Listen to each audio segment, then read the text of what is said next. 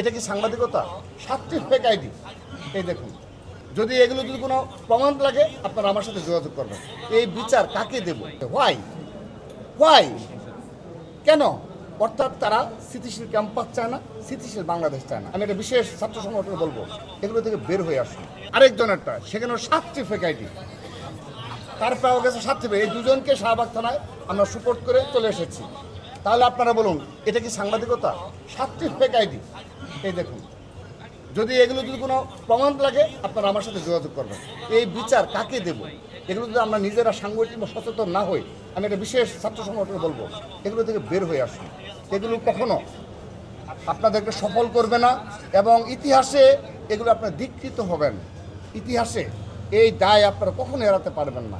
এই ধরনের সাংবাদিকতাতে যারা এই ধরনের মানে ইন্টেনশনালি কোনো একটা ছাত্র সংগঠনকে ঘায়েল করার জন্য, বিশেষ করে ছাত্র দলকে এই ধরনের কাজে লিপ্ত রয়েছে, আমি অনুরোধ জানাচ্ছি আপনারা এই প্রচেষ্টা থেকে বেরোয় আসুন। আমি প্রমাণ সহ উত্থাপন করলাম। আমি আশা রাখছি অবশ্যই ইসলাম ছাত্র শিবির যার সম্পর্কে দেখালাম সেই ব্যবস্থা কী নেয় আমি সেটা দেখব। সেই সাথে ঢাকা বিশ্ববিদ্যালয়ে আরেকজন রয়েছে, আমি এটি বলে শেষ করে দিচ্ছি। এটি দেখেই আমার বক্তব্য শেষ করব। আপনি দেখেন কি অশ্রাব্য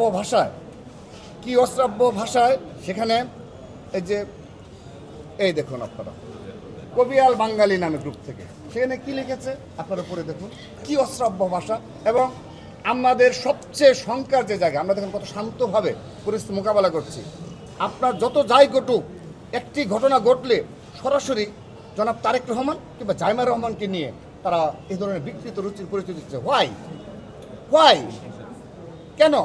অর্থাৎ তারা স্থিতিশীল ক্যাম্পাস চায় না, স্থিতিশীল বাংলাদেশ চায় না। আপনারা সমালোচনা করুন, এই ধরনের বিকৃত রুচির মানসিকতার বলবেন, কিন্তু সেটি রাষ্ট্রের যারা শীর্ষ পর্যায়ে, যারা জনগণের ভোটে নির্বাচিত, সেই পরিবারকে কেন টার্গেট করছেন? আমরা আপনাদের উদ্দেশ্য বুঝি না। আমি এই দুটো বিষয় আপনাদের দেখালাম, দুটো আইডি থেকে দেওয়া হয়েছে। আপনারা আমি মিডিয়ার মাধ্যমে আমরা দেখতে চাই তারা কী পদক্ষেপ নেয়, কারণ গতকাল তারা কথা দিয়ে গেছে যে এই ধরনের যারা অপকর্মে থাকবে তারা নাকি নিজে সেই পুলিশের কাছে ধরিয়ে দেবে কিংবা ব্যবস্থা নেবে। তো ধন্যবাদ আপনাদের সবাইকে, দীর্ঘক্ষণ অপেক্ষা করিয়েছি। আপনারা ভালো থাকবেন এবং আবারও গতকালের ঘটনায় দুঃখ প্রকাশ করছি এবং অবশ্যই আমরা আমাদের মতো করে অ্যানালাইসিস করছি। পরবর্তীতে আর কখনও যেন এই ধরনের ঘটনা না হয় আমি তাদেরকে আহ্বান জানাবো। এবং প্রিয় সাংবাদিকবৃন্দ, আপনাদের সাথে দীর্ঘদিন আমাদের ফেসিবাদ বিরুদ্ধে লড়াইয়ের স্মৃতি রয়েছে। আপনাদের এবং আমাদের এই বিভেদের মাধ্যমে কোনোভাবেই যেন ফেসিবাদ আবার আসন গড়তে না পারে সে বিষয়ে আমরা সচেষ্ট।